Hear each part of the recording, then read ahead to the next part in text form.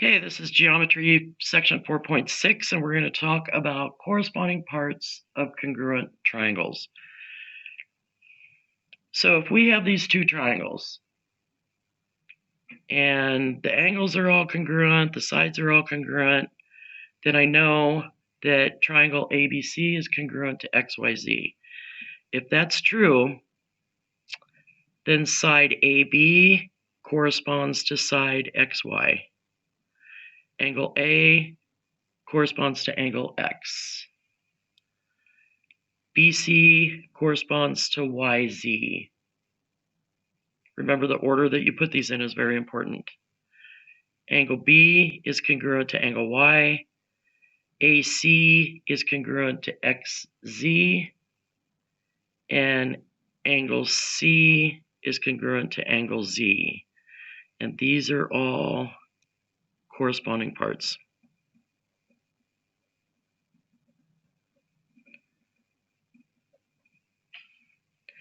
And we're going to be using this a lot in when we start our proofs, because corresponding parts of congruent triangles are congruent.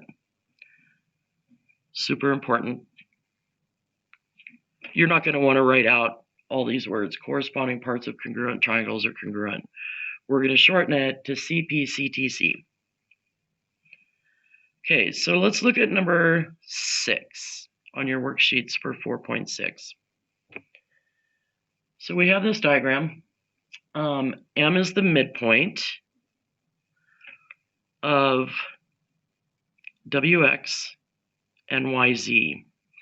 And what we want to know is YW congruent to ZX and Y. Okay, well, first we have to prove if triangle MWY is congruent to MXZ. So remember, we're trying to show that these two triangles are congruent. These two triangles are congruent. And these two are congruent. And that all their corresponding sides are congruent. So first of all, let's go back to this. M is the midpoint of this and this. So we know what the meaning of a midpoint is. If this is the midpoint of this line, then I know that that's congruent to that. If this is also the midpoint of this line, I know that that side is congruent to that side. But don't I also know, can I prove that these two are congruent because they're linear or vertical angles? Remember when I said you really need to remember about vertical angles? These are going to be really important. Okay, so if these two angles are congruent, let me highlight quickly what we know that we can prove. I can prove that those two triangles, or those two sides, are congruent. I can also prove that those are congruent because M is the midpoint of both of those segments. And I can also prove that this is congruent to this because of vertical angles. Well, don't I have then two sides and the angle in between them? And remember, two sides and the angle in between them. And remember, this is a triangle congruency conjecture. Congruency conjecture. So I can say then that triangle MYW is congruent to triangle MZX.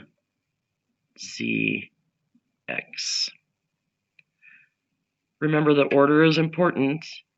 M is congruent to itself. Y is congruent to Z. And W is congruent to X. So once I've stated that those two triangles are congruent and given my reason because of SAS, I can come up now and say that those two sides are congruent. So I can say that YW is congruent to ZX. YW is congruent to ZX because corresponding parts of congruent triangles are congruent. And I'm done. And that's just a glimpse into, we're going to start developing triangle proofs. And now we're going to do another example of one. Okay, so we have this figure. And we're given that these two are congruent.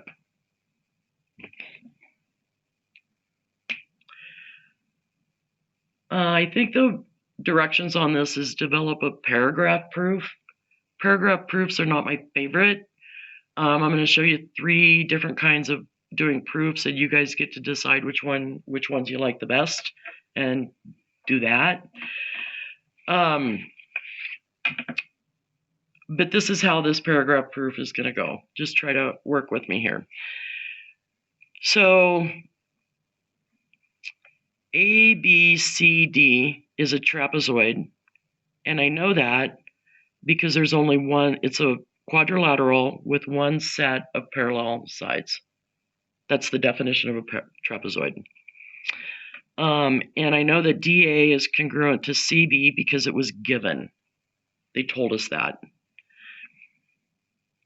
So that means that ABCD is an isosceles trapezoid because these two sides are the same. In an isosceles trapezoid, that also means that this angle is congruent to that one. Those are the base angles. So I'm going to highlight another thing that I know I can prove, which means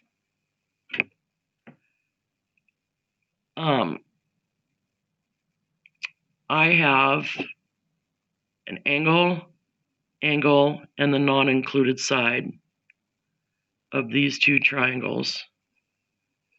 I can show that these two triangles are congruent because I have 2 angles and the non-included side. So that means that DE has to be congruent to CF because corresponding parts of congruent triangles are congruent. So notice that the first thing I do before I can make my final statement is I have to show that 2 triangles are congruent. I have to give the congruency theory that proves that. And then I can say what I'm supposed to prove. And that's my final justification for saying that. Like I said, these are not my favorite kind of proofs to do. Just me personally. Some of you might prefer this way. And we're going to talk about all different kinds of proofs in class. So don't worry so much yet about being able to develop proofs. We're going to work on it for the next probably 5 or 6 weeks, working on proofs. All right. And that's it for 4.6.